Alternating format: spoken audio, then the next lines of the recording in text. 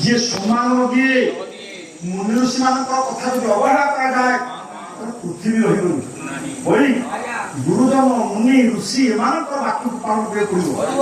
ତମେ ବଞ୍ଚେଇ ଦବ ମୁନି ଦର୍ଶନ କରି କିନ୍ତୁ ଋଷିଙ୍କର ଅପମାନ ହବ। ଆପଣ କଣ ଚାହାନ୍ତି ଋଷି ଅପମାନିତ ହୁଅନ୍ତୁ? ହେ ବ୍ରାହ୍ମଣ ଆପଣ ଧର୍ମ ପାଳନ କରିବେ। ମୃତ୍ୟୁ ହଉଛି ଗୋଟେ ନିରାଟ ସତ୍ୟ ଆଉ ଶ୍ରେଷ୍ଠ ସତ୍ୟ ହଉଛି ମୃତ୍ୟୁ। ପରୀକ୍ଷିତଙ୍କ ଆଜି ମୃତ୍ୟୁ ନେବ ଅଛି। ଦେଖ ତମକୁ ଦିବ୍ୟ ଦୃଷ୍ଟି ଦଉଛି ଦେଖିଲା ଚିନ୍ତା କଲେ ଋଷିଙ୍କର ବାକ୍ୟ ରକ୍ଷା ହବ। ଆଜି ପରୀକ୍ଷିତଙ୍କର ମହାପ୍ରୟାଣ ତିଥି ମୁଁ ଯେତେ ଚେଷ୍ଟା କଲେ ମଧ୍ୟ କାଳର ଗତିକି ମୁଁ ବୃଦ୍ଧି ପାରିବି। କାଳର ନିୟମକୁ ଆମେ ସମସ୍ତେ ସମ୍ମାନ ଦେବାକୁ ପଡିବ। ସେଇଠୁ କଶ୍ୟପ କିଛି ଧନ ନେଲେ ଫେରିଗଲେ। ଯାଉଛନ୍ତି କିଏ ସେ ନା କକ୍ଷକ। 7 ଦିନର ପୂର୍ଣ୍ଣ ସପ୍ତାହ ଯଜ୍ଞର ପରିପୂର୍ଣ୍ଣ ହବ କିନ୍ତୁ ଏ ପରୀକ୍ଷିତ ମନ ଛନ ଛନ ହଉଛି। ଗୁରୁଜୀ ହେ ସୁଖଦେବ ଗୋସ୍ୱାମୀ ସେଦିନ ଟୋପାଏ ଜଳ ପାଇଲିନି ବୋଲି ଜଣେ ଋଷିଙ୍କର ଗଳାରେ ମୃତ ସତ୍ୟକୁ ପିନ୍ଧିବା ପାଇଁ ପ୍ରଚାର କରିଦେଲିନି।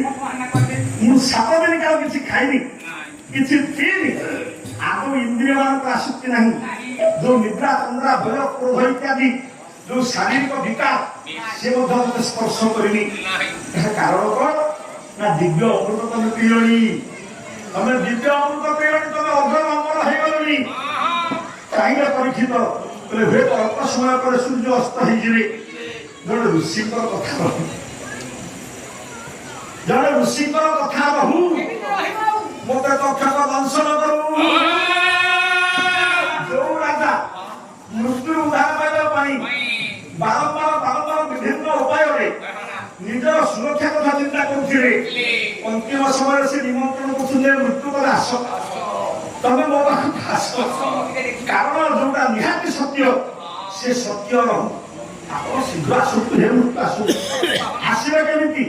ଠିକ ଏହି ସମୟରେ ରାଜାଙ୍କୁ ଦର୍ଶନ କରିବା ପାଇଁ ଜଣେ ବ୍ରାହ୍ମଣ ଆସିକି ପହଞ୍ଚିଲେ। ସମସ୍ତଙ୍କର ମୁଣ୍ଡରେ ବିଭିନ୍ନ ପ୍ରକାର ଫଳ କାରଣ ସପ୍ତାହ ଯଜ୍ଞ ପରେ ରାଜା ପାଳନା କରିବେ ଫଳ ଭୋଜନ କରିବେ ମାଉଁସ କରିବେ।